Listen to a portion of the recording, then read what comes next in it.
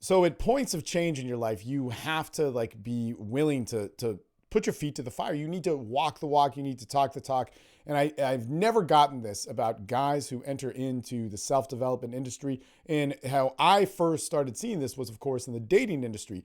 People would want to get better lives. They would really want to take care of these things. They'd be like, they'd feel alone. They'd have their lives hammered out through divorce, or they'd go through this bad breakup. They were sick of feeling certain ways. And they really sought help. I mean, they sought help in a desperate way where they were absolutely certain that they wanted to change.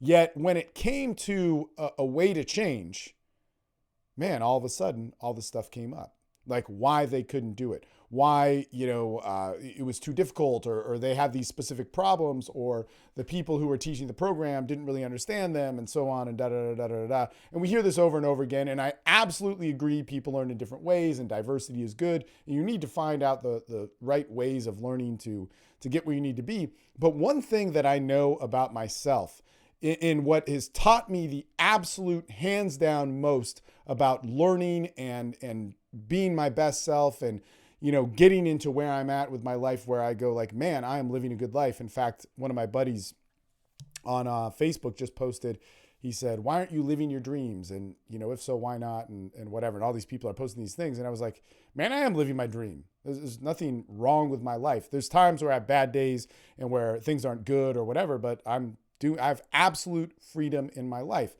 Where this all comes from is from ownership of where you are at. And man, I cannot get this enough. Like whenever I wanted to work at anything, I work my ass off. I still do it. All right. So when it came to my dating life, when it came to meeting women and learning all this pickup stuff way back in 2006, there were a whole bunch of crazy things going on in my life. They were totally nuts.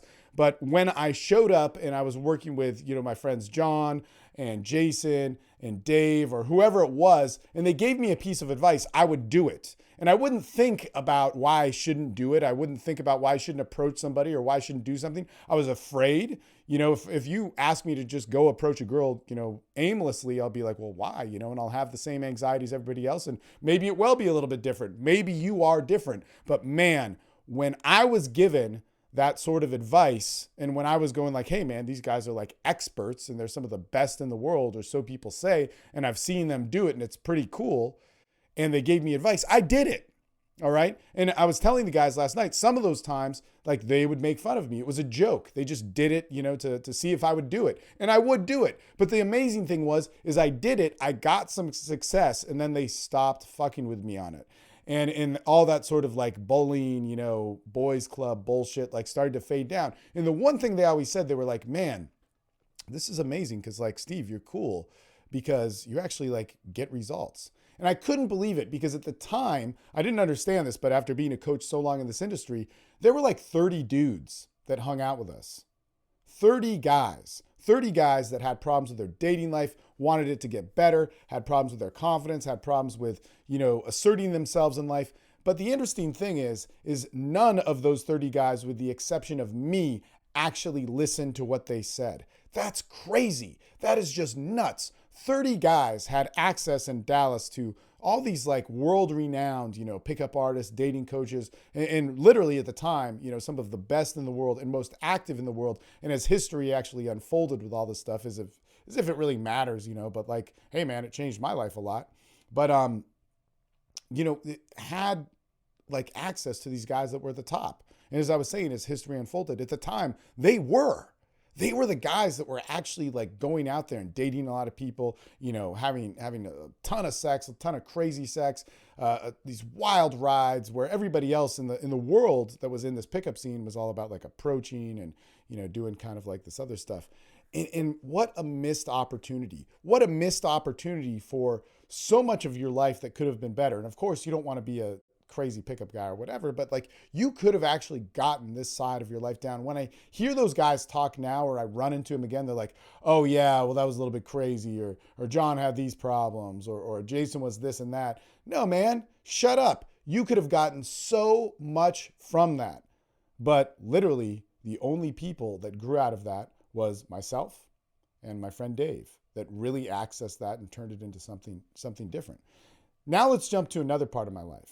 Okay, because this is something that I really, really want to focus on and make as a parallel to like personal growth and development, all these things, is Brazilian Jiu-Jitsu. All right. So anybody knows my story that I got involved in that. I've been involved in it for years, man, like 10 years. Like my brother wrote a book on mixed martial arts. I did all the interviews for it. I met a ton of like like I met Randy Couture. I met Robbie Lawler, Travis Luter, all these guys that were like really into mixed martial arts, and jiu-jitsu was a part of it. And of course I met Scott Nelson through all that process as well. And the thing is that I saw all these guys that were doing this thing that they loved, they were passionate about, they were into, and they were really intellectual about it. And it was fascinating, man. And back then, 10 years ago or 11 years ago, it wasn't the same as it is now. But I wasn't training, I wasn't doing any of that. But I just started hanging out with them, and it was such an interesting thing. I had wrestled, I was athletic, all these things. But at the time, I hadn't worked out in like 10 years, and even it went on further than that. I was out of shape. I smoked. I didn't have like anything, that my body wasn't ready to do it. So then comes age 30. All right, I start to get in shape. Eventually, I start training jiu-jitsu. I think I started at 31. And I started training at it. I started busting ass at it. I had a great teacher to begin with. I had a lot of great guys around me that I still know to this day that I train with, but I just couldn't get good with it. In fact, this is a crazy story. I met this guy, Austin, who comes to my garage now and trains every once in a while, and we were white belts at the same time. He's a brown belt now. I'm still a blue belt. We were white belts at the same time, and I remember he was so good, and he had trained a little bit before, but he was starting over in the ranking system, so, whatever. Maybe he had trained, a year or somewhat before me, but we were at the same place. We were brand new in this school, and I would literally roll with this guy and in 5 minutes get tapped out 10 times. So it was a horrible experience. And he was talking about it last night, is how he's naturally good at jiu-jitsu. He's a phenom. He's amazing at jiu-jitsu. He's just really good at it. He picks it up. He feels it right away. He sees something. He can do it. That's not how it is for me. And so this is one of those things, like for the last 6 years, have always had trouble with learning and getting jiu-jitsu. Maybe some people have gotten it worse than me, but it was not easy. I've never been the best at it. I've never been great at it. I've never been like a super champion, whatever. I've never dominated at it, but I've been okay. And I've been on the road of what most people do when they go into jiu-jitsu. And I also train at a really young gym where guys progress really fast because they're really young and maybe they're more athletic or whatever, but they get it much, much quicker than I can ever get it. All right. And so I would do this, and you would think, why the fuck am I doing this? Why would I do this? Why would I train 4 or 5 times a week, have my joints hurting, be in pain, lose a lot, get choked out unconscious, get multiple injuries, wake up freaking sore all the time? Why would I do it if I'm not getting results of being excellent?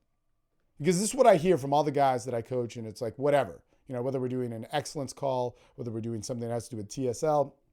And it's like, well, I can't do it because.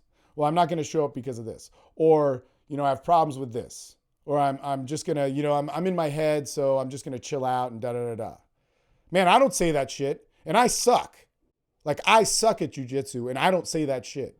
All right? I am not naturally good. I've reached no benefits of glory, no benefits of all the things that people on the outside look at jiu-jitsu, think make you want to do it. I don't. I fail over and over again, and I fuck up. But guess what that taught me? Guess what that taught me when I decided to show up and take responsibility for it? Because, man, let me tell you, when you're fighting one-on-one with somebody, you can't lie. So when I decided to take responsibility, or was forced to in the jiu-jitsu realm, right, when I was forced to own that, guess what? I get the concept of authenticity. Man, I could be having a good day. I could be having a bad day. I could be, technically great, but I could be out of shape or in shape and not so technically great. And whoever wins is going to win. And I have to accept that. I cannot lie about who I am.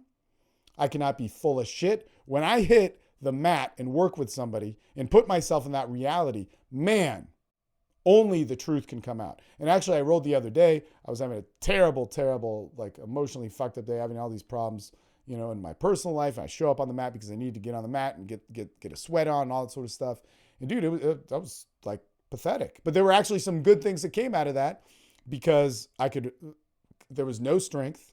My body just couldn't hang, and it was like pure technique and flow and whatever. And it was kind of cool, the things that actually I did well. It was like, wow, it was like a weird second nature nervous system thing going on.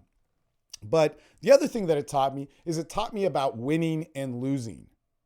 All right. I've won a lot. I've won at tournaments. I've won, when I wrestle new guys or people come to my garage, or I've won with people at my school. I've won a lot. Okay.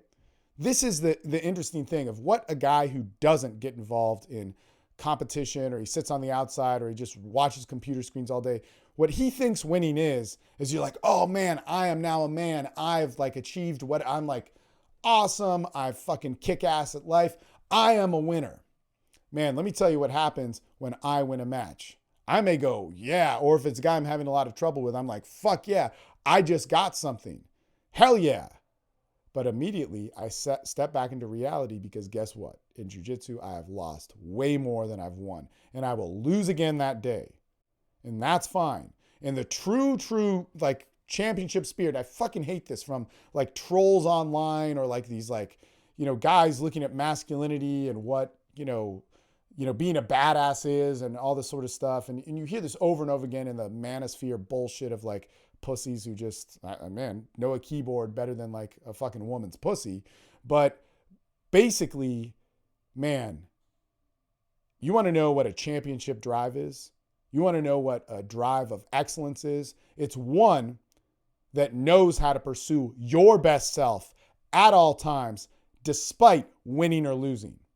In that moment, when you do have the social validation or the recognition of actually winning, good for you. But any champion knows, and any guy that I've talked to that's an elite athlete that actually competes on this level, of course, they want it. They want that belt. They want that trophy. They want that recognition. That pushes them. But man, that is so not the part of their entire experience of it. And that idea of winning and losing is such a key thing. You want to know about patience? Fucking A, man. Showing up and owning responsibility for yourself is such a key thing, because you are going to fail a lot. You're going to fail when things aren't working, and you're going to never have results. And as long as you're around a community that's always progressing, you can have some faith in committing and following through with the action that you started to completion. That is another thing jiu-jitsu taught me. All right. And the list really goes on and on. What are my emotions? How do I deal with something? How do I handle confrontation? How do I handle, self-defeating thoughts? How do I handle self-hate? All these things were so prevalent and so taught to me through a template of jiu-jitsu, which I am not good at, or naturally gifted at, because I failed a lot at. But guess what? Whenever I want to do anything, it's the same process.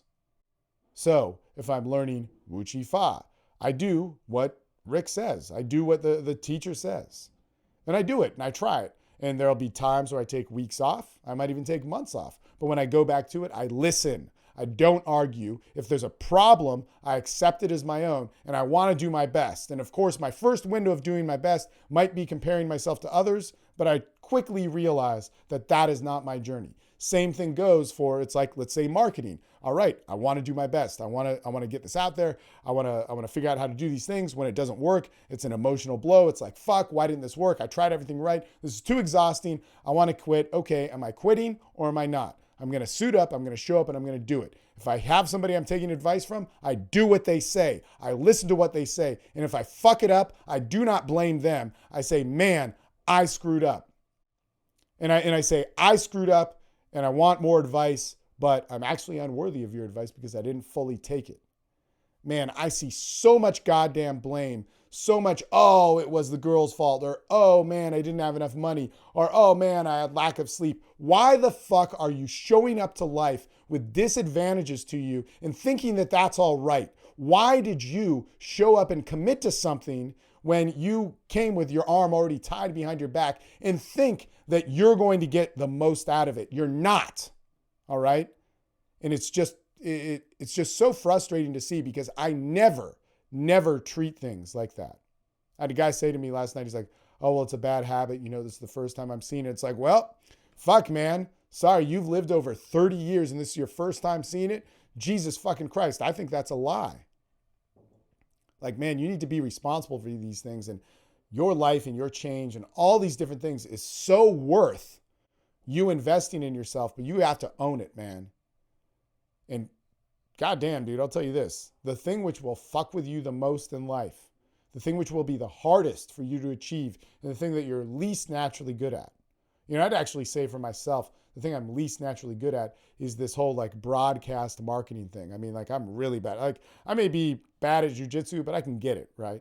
I can learn it kind of the average or to below average pace, or I guess average for a 39-year-old man, but not average for a 25-year-old. But I go with that pace. In marketing, it just seems like absurd. So I can one-on-one sell and all that sort of stuff, but to broadcast and do all this shit, which I don't believe in, and advertise stuff in these big ways, there's a lot of resistance I have towards it.